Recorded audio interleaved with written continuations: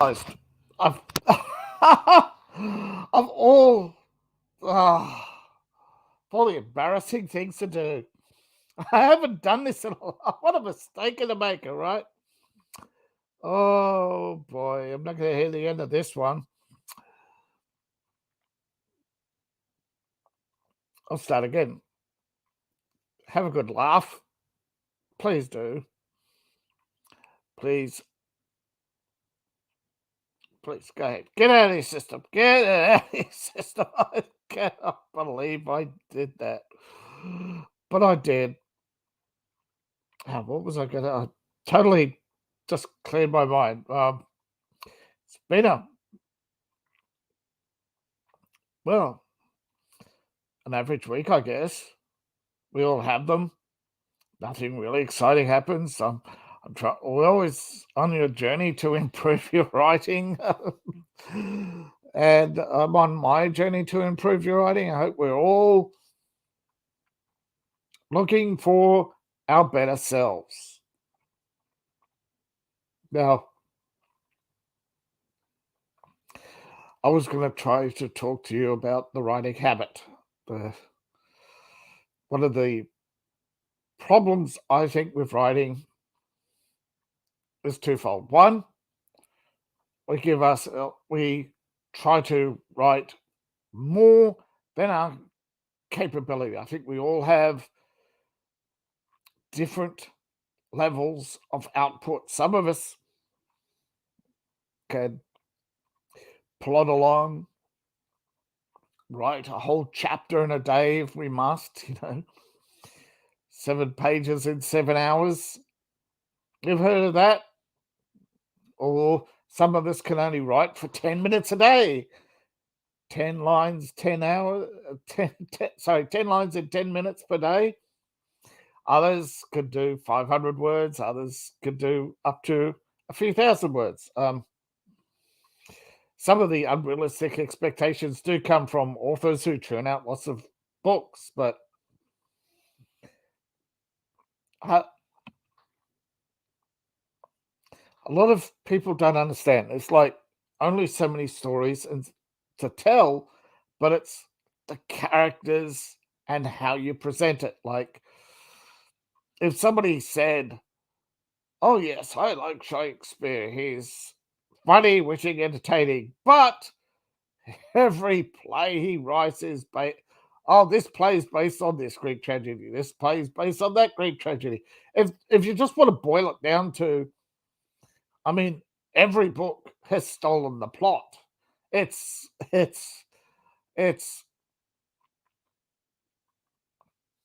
suppose, 1,000 people per day or whatever writing a book, something like that. Millions of books added every year. I mean, eventually we're going to be inundated with so many stories that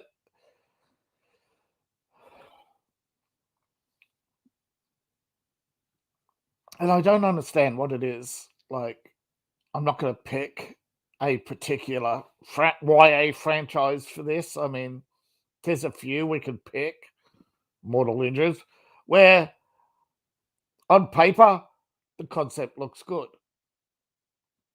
and it does sort of sound interesting. But then when you start to think about it, it makes absolutely no sense whatsoever. The timeline doesn't add up. The pop culture references don't add up. And the technology doesn't add up. If you had the technology, nor does the idea that a space-based weapon could sit up there for hundreds of years when most of us know satellites don't even last a decade. So I suppose the suspension of disbelief depends on the presentation. And I think, like every franchise, book franchises have their fans and genres have their fans. And sometimes what sells as a book doesn't sell as a movie. That's a tragedy, I suppose, but we just got to move on, haven't we? If we fall, we stumble, we fail. What do? We should get up, pick ourselves up, and move on. Continue. I think the best uh, author advice so far, most people have said it.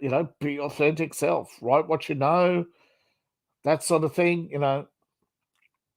I know some people that there are books out there that have specifically pandered to audiences, but you got to remember hundreds, sorry, thousands of books per day. One of them's bound to be a hit and the rest not. That's how hits work. The first to hit gets the attention, draws the crowd, people move in herds. It's what do they say? 20%, 20% lead, 80% follow. To be a writer, I suppose you've got to choose. So you're going to be the leader or the follower. Follow and unfortunately, 80% of what they say, 80% of books are romance novels that will never become bestsellers. But that's what the people chose to write. I mean, it's amazing. Some people can make a comfortable career writing the same book 20, 30 times with sometimes even with the same character. I read a recent series and I was actually very surprised and delighted. The battles were short. There wasn't really much in the way of explanation of anything, yet sometimes minimal works, but parts of the story, I really wish I knew more about the characters and their motivations and the other planets involved and the and then I realized that this was a story within a greater part of a greater series, and there's lots of books by the same author, but I've read some of his other books and they don't seem connected. So I don't know, because in some of his books he's really descriptive. It's almost if the man goes through changes in style, or and I guess um, uh, maybe he's. I read the books out of order. I think too. Initially, I didn't realize that when I started. I forget the name of the series. I'm sorry, not going to look it up. But when I started the the series, and it was covering the behemoth starship, and the guy gets on board, and the starship's AI says, "Hey, I could, out of all the humans, I'm actually able to communicate with this one telepathically. So I'm going to kidnap him, make him protect him, and use him to recruit other people and help him destroy my enemies." And successfully, well done. But just wish I knew more. And yet, in the other series, and the more it got towards the end of the series, the less you learnt about others. I don't know.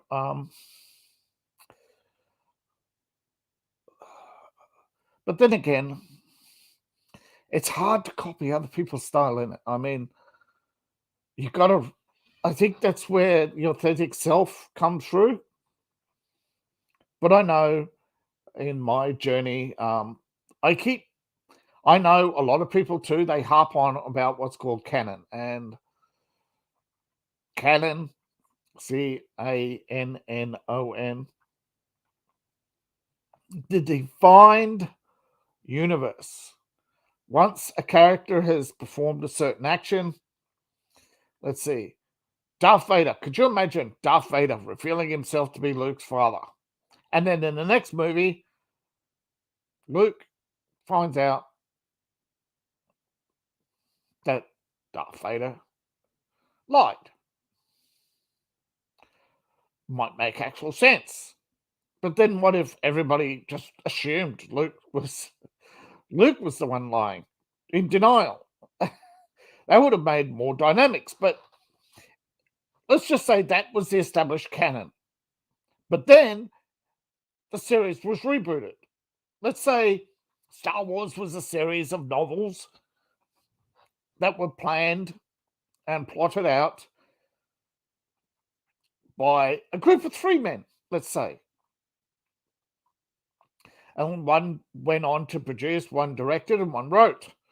And they had a falling out. Let's just say then that book series 20 years later was rebooted, and they decided to do each book as a mini series, like 6 to 12 episodes, cover each chapter. And Darth Vader never revealed he was Luke's father. You would be confused if you saw the reboot, right? You would say, this isn't Star Wars, this is fan fiction. This is now, it would be understandable. But, and here's where I've lost actual friends. What if back in the original series, for the only force power we've ever seen in the original series was force push, and the lights, and there was no explanation of the lightsabers. You just assume that the kyber crystals was the only laser generator, or laser sword, whatever you want to call it. The lightsaber was as it is. The only force power is push. Then in the reboot, they introduce force healing. People get rightfully upset, right? They broke canon. They broke the established law that the Jedi had certain. But what if there was an obscure video game produced in between that maybe 100,000, 200,000 people played?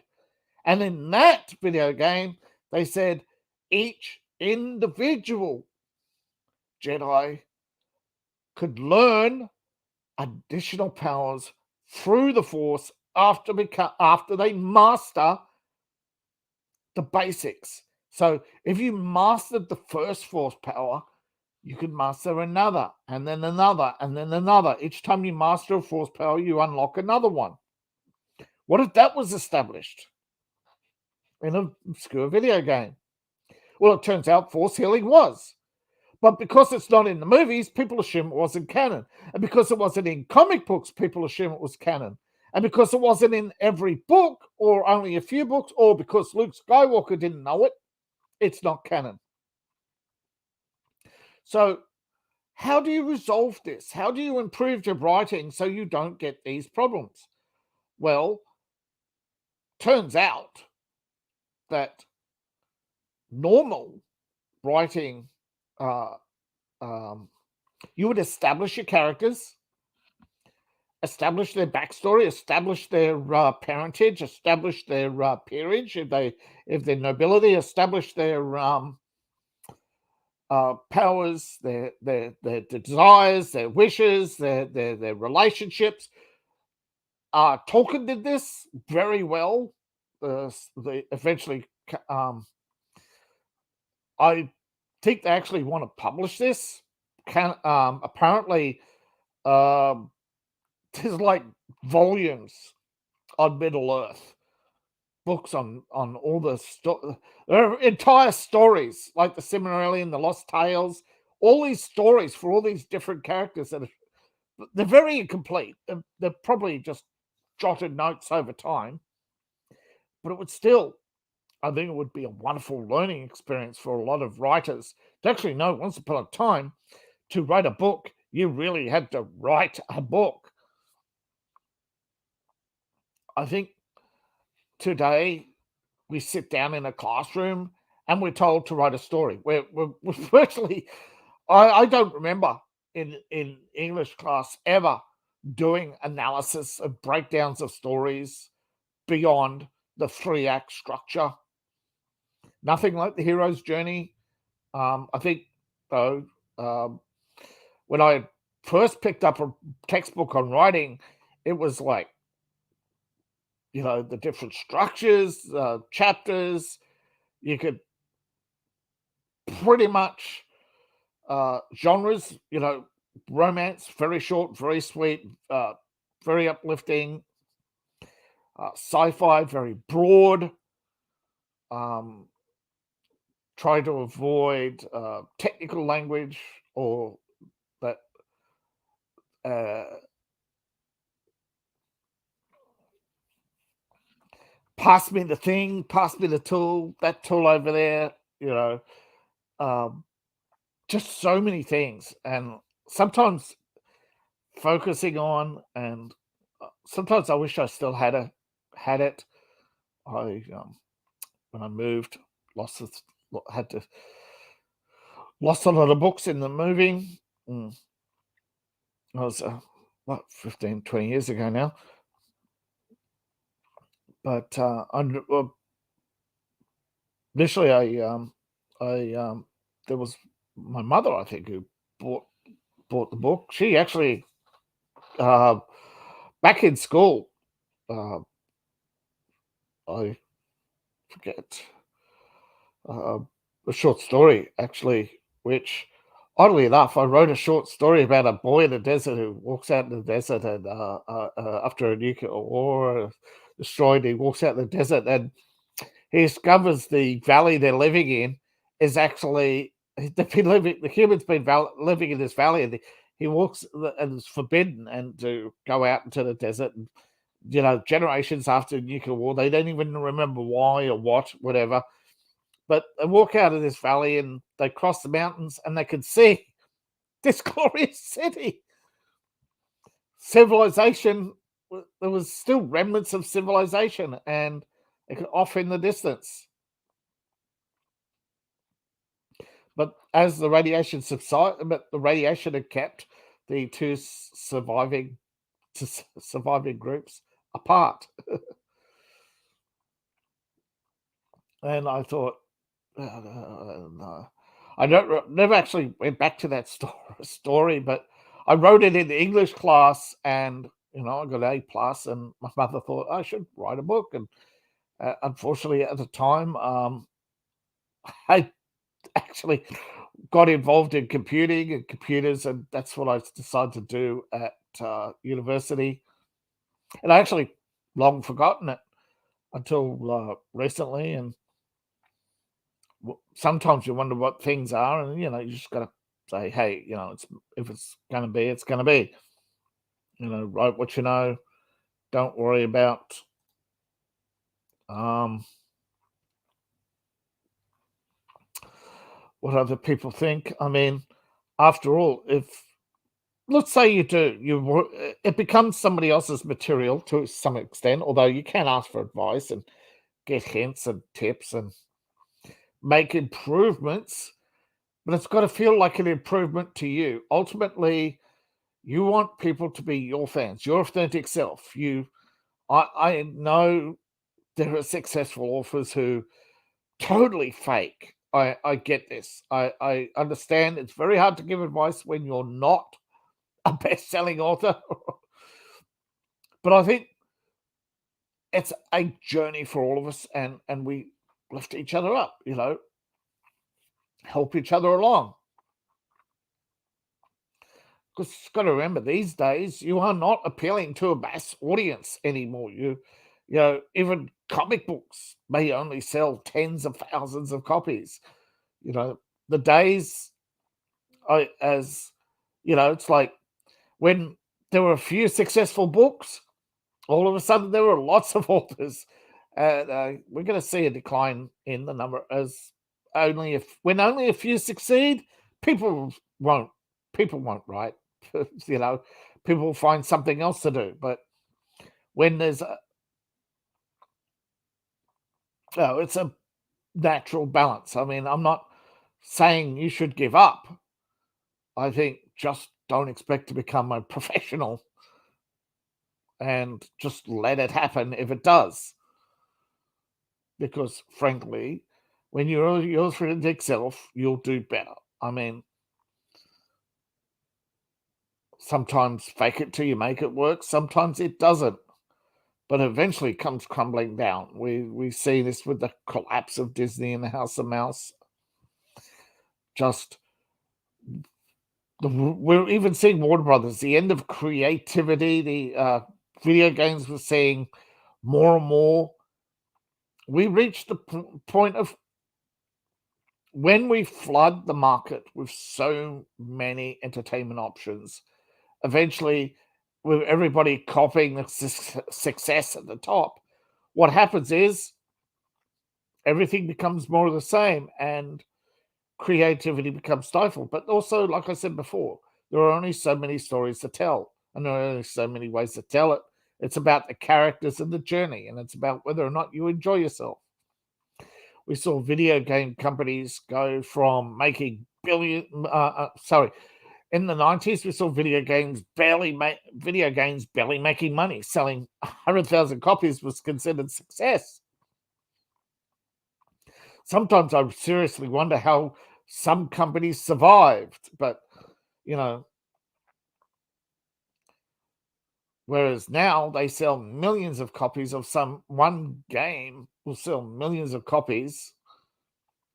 But now we're seeing a new model, the free to play model, with million plus downloads and of hundreds of different games, and that's killing the old traditional way. And I mean, perhaps we'll see this with writing too, where perhaps more and more of us will be putting our writing out for free and hoping somebody will pay us on Patreon, PayPal, buy me a coffee, and other, or just follow us on social media.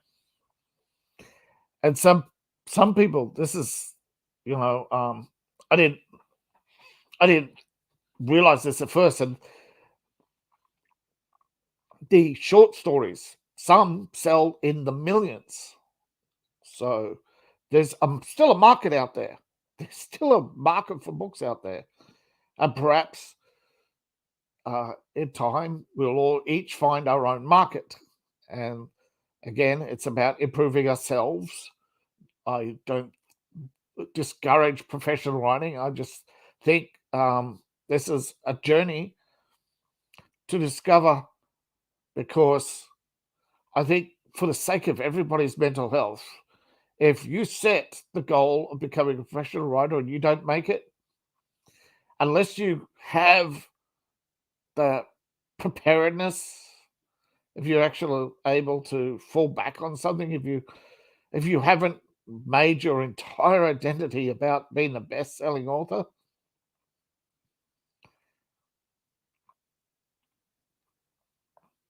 this I think this comes down to human nature. We're only going to remember a handful of names, a handful of faces. There's only a few people who stand out in the crowd. Sometimes I know it's disappointing. I know it's not helpful sometimes, but honesty is the best policy. Come on. I know you need cheering up. I know you need elevating. I do too. I need to be cheered up. I need to be elevated. I I understand the frustration of having dozens of people all praise your book and none of them buy it. If I had a nickel for every person who promised to buy my book, I'd be richer. I'd be richer than I am now. That's for certain. You know, someone said, if you want to become a rich, successful writer, become an editor. You make more money editing books than you do writing them. And unfortunately, this may actually be true sometimes. And although I don't want to name names, I've had disappointment with editors. I've had disappointment. Now, strangely enough, I think we're all going to get phone calls eventually, agents seeking us out, asking us questions.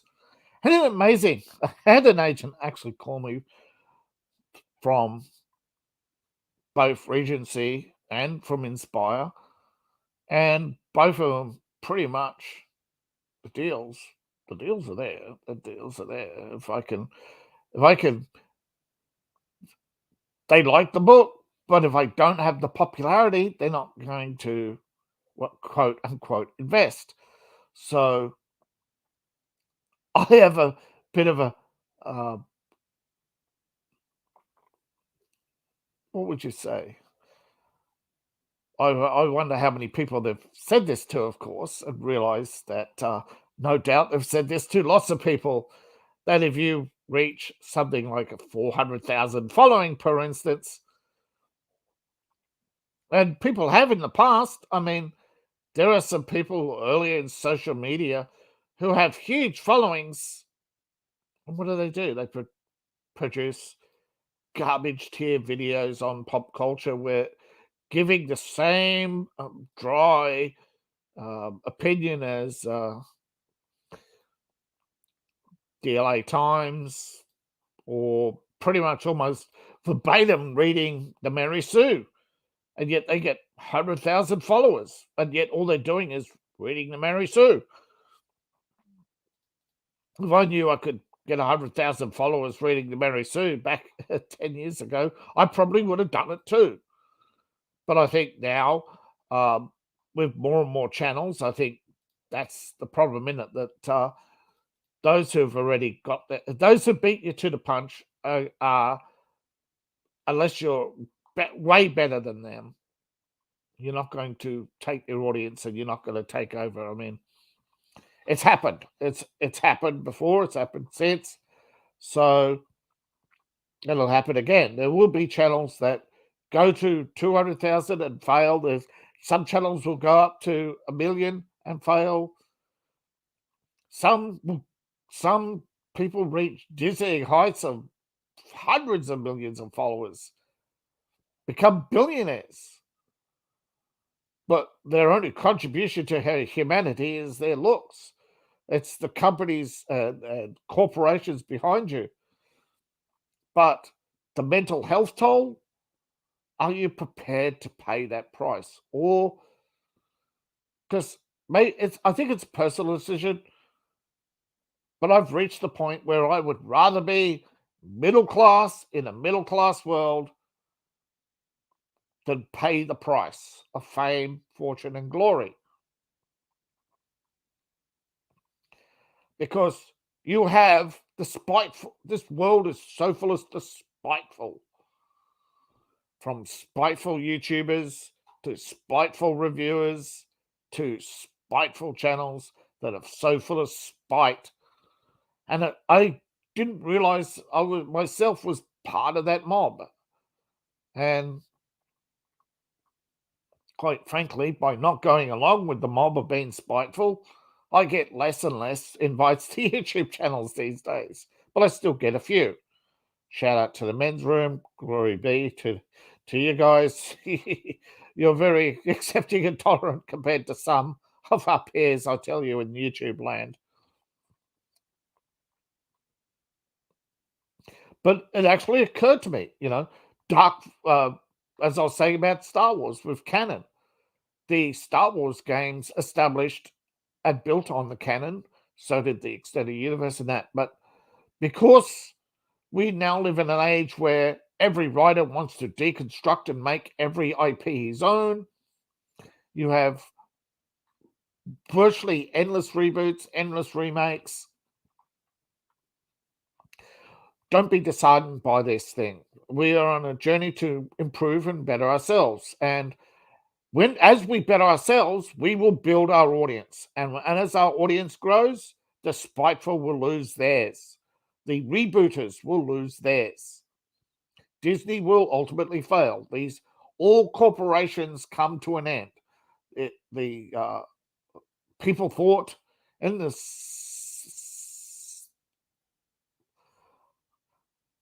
people thought, what's it called again? The Dutch East Indies Company would rule forever. That they were rich beyond belief. They squandered their fortune buying flowers, and then the price of the flowers reached such dizzying heights, they thought they had amassed a fortune. But then nobody could afford their product. We're seeing this with computers. Who's going to pay $3,000 for a gaming computer? The price is crashing. Who's going to spend $2,000 on a video card? Well, I saw one the other day, $14,000. Again, that price is coming down. Again, the most successful are those whose cultural impact lasts beyond. Only a few make it to that dizzying heights. But success, let's measure success in three ways, shall we? Happiness, making it to the end without pain and suffering, and making it to the end intact.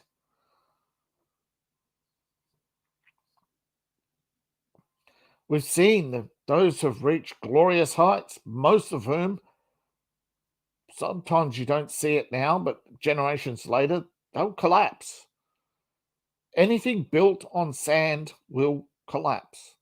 Anything built on false popularity or chasing the fads at the time.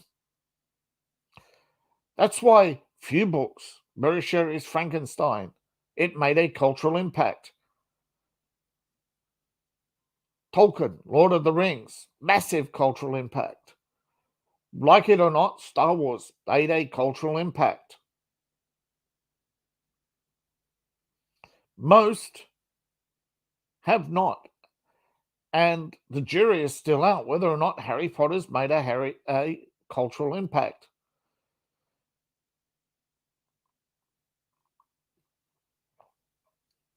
Definitely, superheroes have made a cultural impact.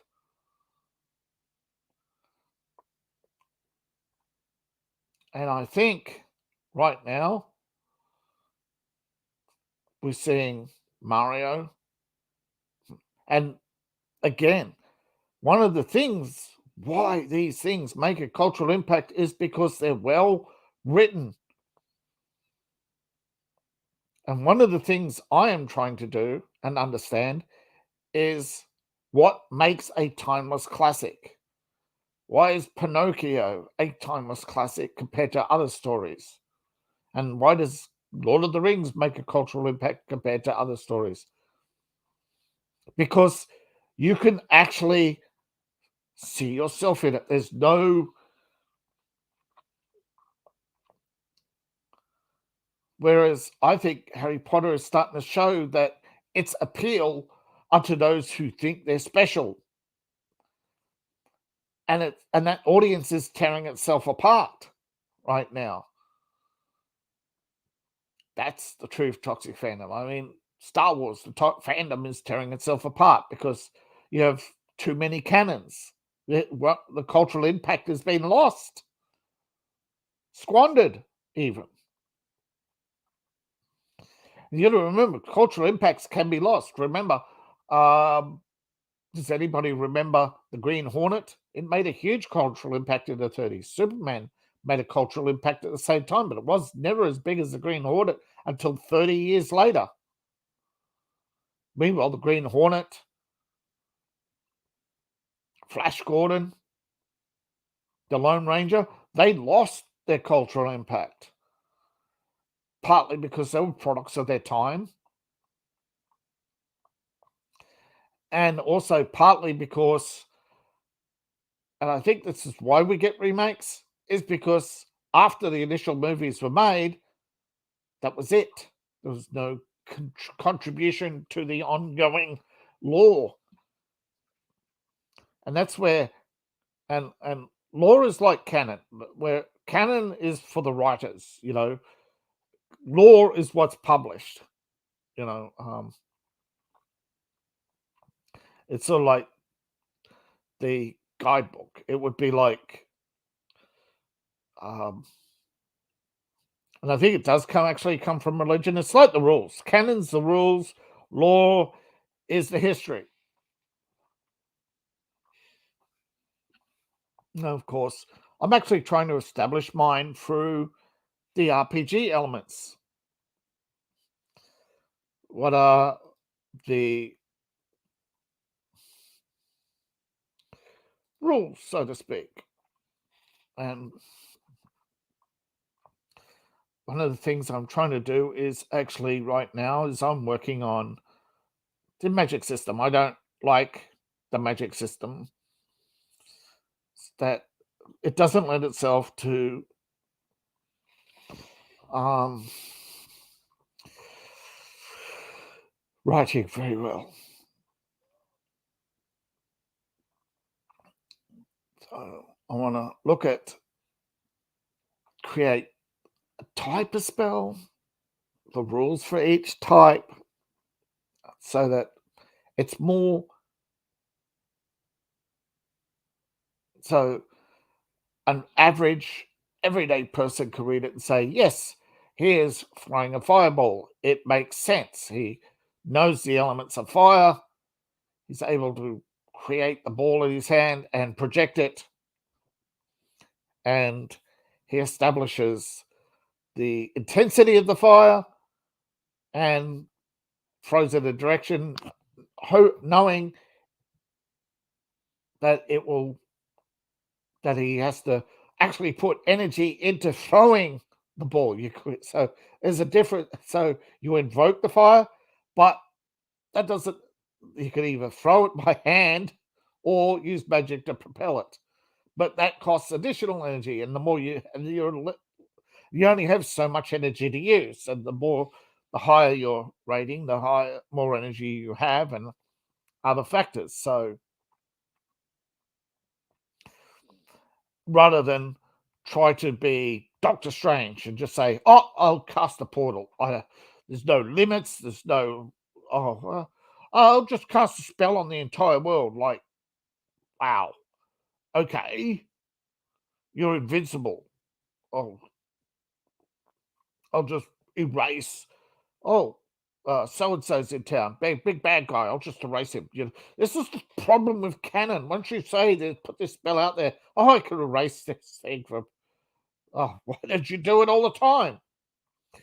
What is it? Harry Potter. How many times did they have a one-year spell? You can think of a dozen times. This is why I gave up on Harry Potter. This is actually one of the reasons. Um, one of the reasons I gave up um, fan following. I suppose. I think it's a shameful thing to admit that it was just curiosity. Why is this thing so famous? And I didn't like the first book, but then I found myself reading all the books and trying to figure out this don't make sense. None of this makes sense. Why didn't Snape have a potion that protects him from poison? Can a human soul be trapped in a snake? If so, all right. It's a magical world. Anything can happen. We just make the rules up as we go along. And I guess, again, you think of the target audience and the marketing.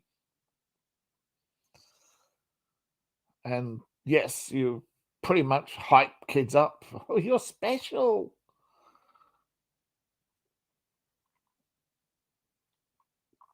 No, I still, I think it's hard, though, to sell people on the idea of being middle class in a middle class world that you should wish and hope for success for everybody, not just a few.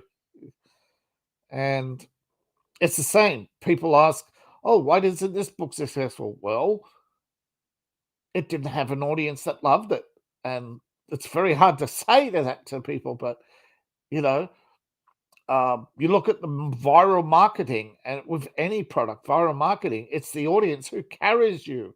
If the audience carries you, the enthusiasm builds and spills over. Viral marketing secret is the audience. Is the audience enthusiastic enough to spread their enthusiasm? I've seen this with multi-level marketing. They will hype well beyond. I mean, I've seen presentations. If anybody's seen Rocky Four, you would know what I mean, or any of the Rocky movies, but Rocky Four in particular. I think it's Rocky Four, isn't it? The where he's fighting the Russian. you see Apollo Creed come out, and there's all this dancing girl. Sorry, Dolph Lundgren comes out, and there's dancing girls and fireworks and big musical productions. This is the hype that they did for Harry Potter. This is the multi-million-dollar marketing campaign for a book that hadn't even sold in 4 years. But people do that and sometimes succeed. But most times they don't. I know for a fact I've had marketers offer me the same. But viral marketing, once you know the insides of viral marketing, the dishonesty really gets to me, that you're buying popularity and hoping you fake it, and faking it till you make it, paying people to spruik your book at the London Book Fair and the New York, and paying the New York Times. It sort of cheapens to know this. And we know they're in denial, but to know that to be number one, you've got to pay off these organizations that have long established themselves as where readers go to find out which is the new it book, to realize that those people, they were rich and bought the success. The rich get richer, the poor get poorer. And it's sad. It's sad to realize that these people who reach dizzying heights didn't come from humble backgrounds. It's just all marketing.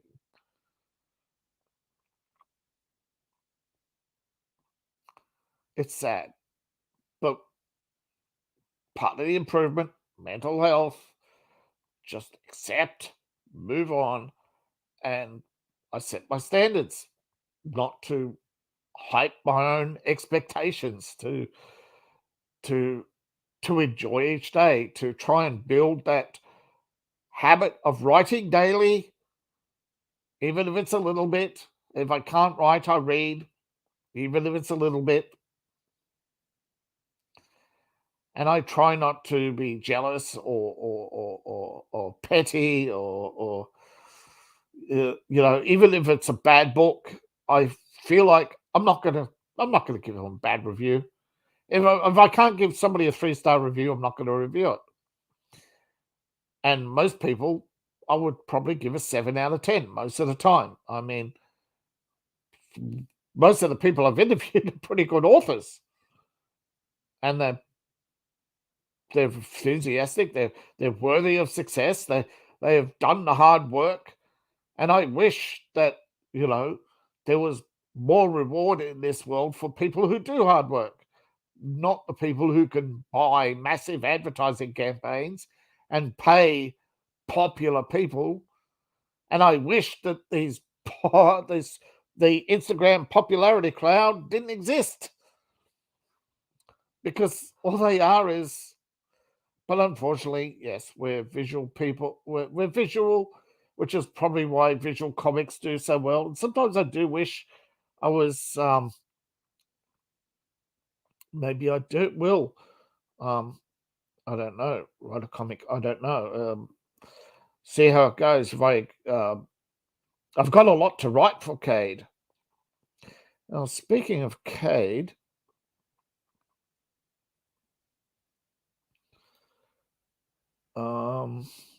let's see. I want to wait.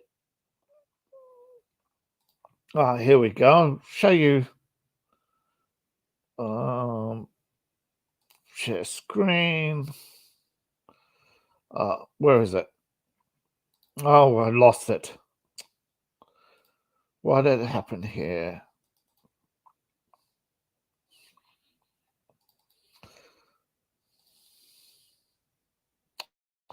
Oh, right. I close it. All right.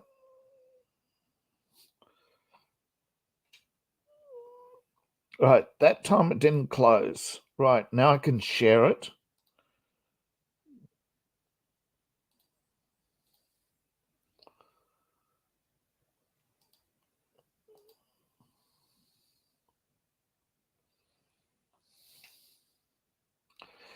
Can you see?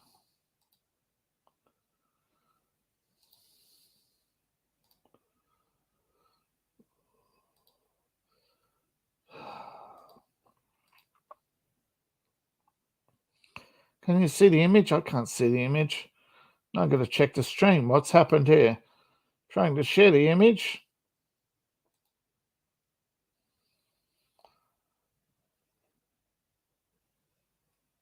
No, won't share. This is strange. I've been able to share it before. Now, why won't it share? All right, just bear with me. I'll try to change it to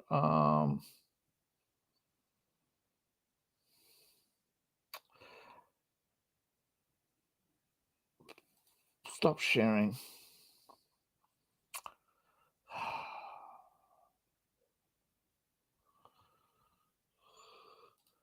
Browser view.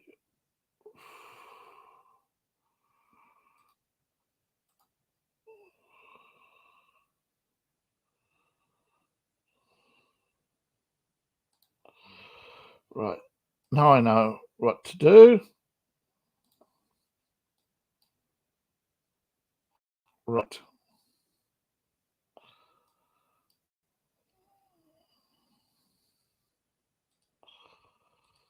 Will it do browser view? Right.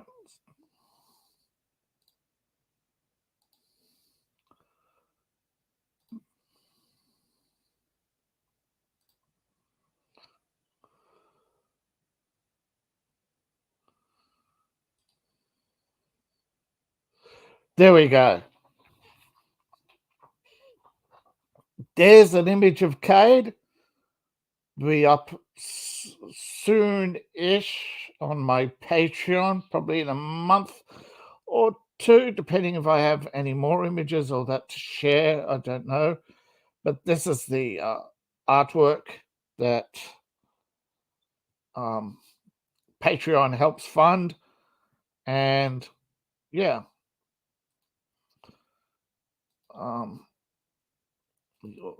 I fund this out of my own pocket. And yeah, hopefully with your help and others, I can get a couple of artworks a month,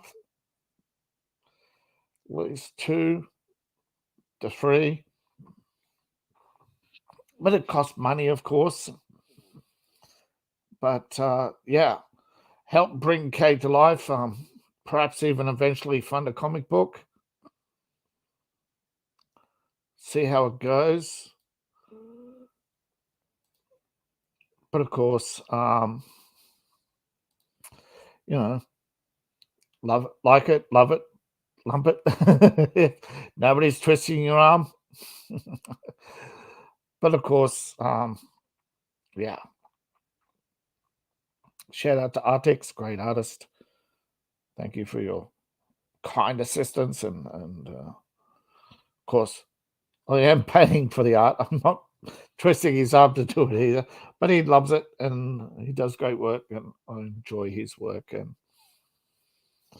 you know, I've had a fan before do fan art, but don't know, that didn't turn out too well. Unfortunately, some people, you just don't know. You could just say something out of the blue and rub them the wrong way, and they turn against you. That's just the way it is. Like I said earlier with canon, arguing a Star Wars canon. At first, I was a true believer. I thought, no, wasn't in the film. But then I remembered the Star Wars games, and I actually found in Force Healing in Dark Forces, a 1996 game, I think, or 97, or even early 2000s. There are a couple of Star Wars games with Force Healing in them, and Force powers, and even Jedi able to learn both light and dark. So establish your own canon, establish your own rules, and remember, if it's not in canon, you can establish canon. If you've got multiple locations, you have multiple laws. You actually do have, that option of saying, well, this is the history as this country presents it. But in reality, there's a bit of gray there. But I don't know. Does it work all the time? Probably not. I remember uh,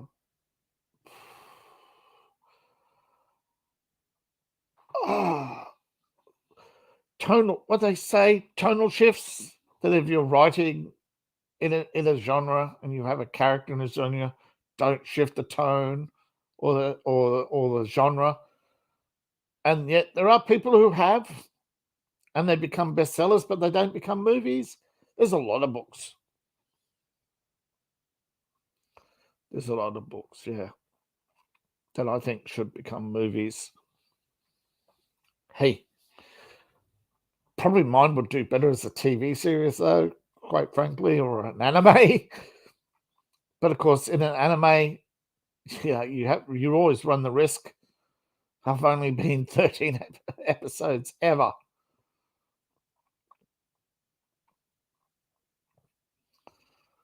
And of course, sometimes with anime, what you write 13 to 26 novels. Somebody will adapt those not light novels into manga, and that manga, if it sells, becomes adapted anime. And the second season will only be if you break a certain threshold. As the rules.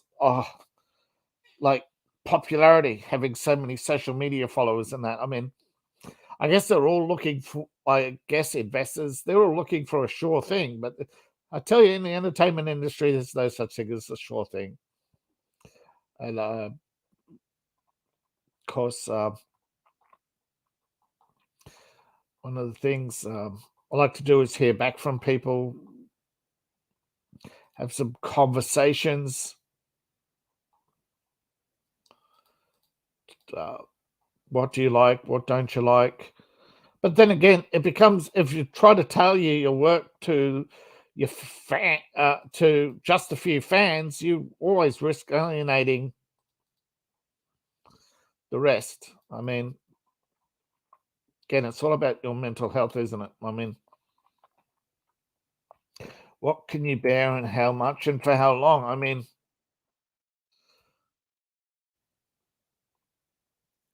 again, I think a lot of people are willing to put up with a lot, thinking that success is a certain number, or everybody knowing you or being number one. But of course, the higher you climb, the higher you fall.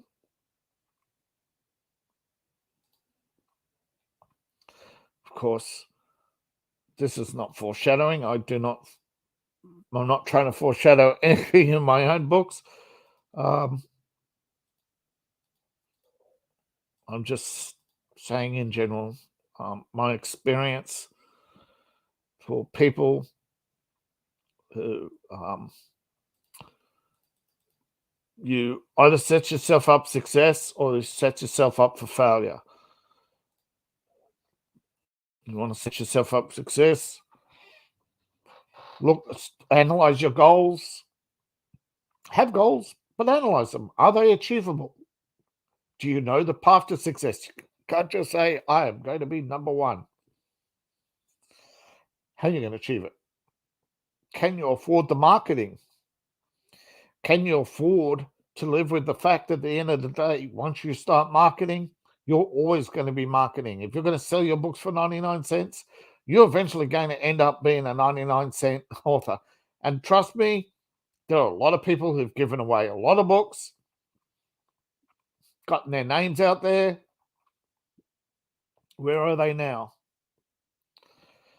Again, if you can afford a multi-million-dollar campaign, it may not pay off. You have to really understand that writing is an investment in yourself, and you should be taking care of yourself and giving yourself realistic goals. Because it may sound strange, but my hope is more successful people, not a few successful people. I don't like the fact that people will flock to the glossy front page, although this is a dying business model too. That I think a lot of people have woken up and realized that the fandoms, that they were tricked into buying fandoms because they were the most advertised. And that's perhaps why, and we're seeing it now with movies, no matter how heavy marketed they are, they say, oh, but the marketing campaign failed. No, I think the audiences realize that they don't want to fall for the same market, that they don't want the marketing campaign anymore. They want to see the previews, and they want to know that they're being given the best scenes, and they don't want the movie ending spoiled. But because everybody knows the ending to most movies, except for a few, where the hero wins. It's about the journey.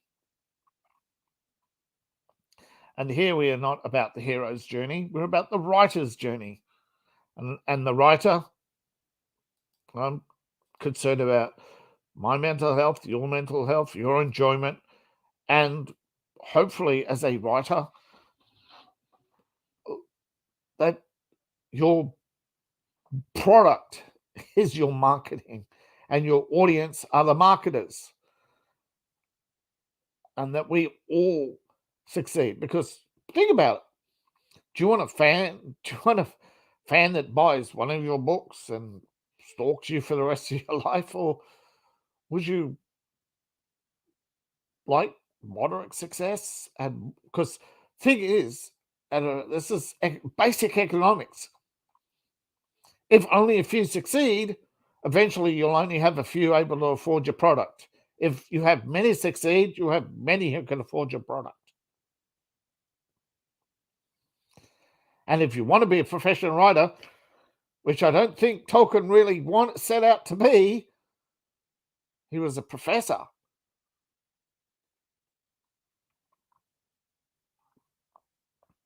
And I think Tolkien came from an age where writing a book was mandatory to be a professor, especially of English. Like, I remember the time where, what was it, in the 80s, they were always talking about the great American novel after the success of Catcher in the Rye. All these not Catcher in the Rye, sorry, the Rum Diaries. After Hemingway wasn't American, he was British, but he did end up, and he was living in Cuba. But yes, inspired the great American author. And you had Catcher in the Rye, and was it a few others who really were elevated and became textbooks in their own right. Now, 20 years later, most people don't even remember. Red Badge of Courage, Little Drummer Boy, 1984. Again, that one's a British novel. But I think 1984 is the one that sticks out. It defined and created a genre. It defined dystopia, and it defined politics of dystopia, and it's become a political handbook. 1984 has made such a cultural impact that will live on well past anybody's forgotten that controversial wizard. I mean, they have a video game once. And if you don't think it can happen, look at the rise and fall of the superhero. Now, of course, one of the areas of writing that we may look at, and actually what I got into writing to do, was writing video games originally, but then I may still do that.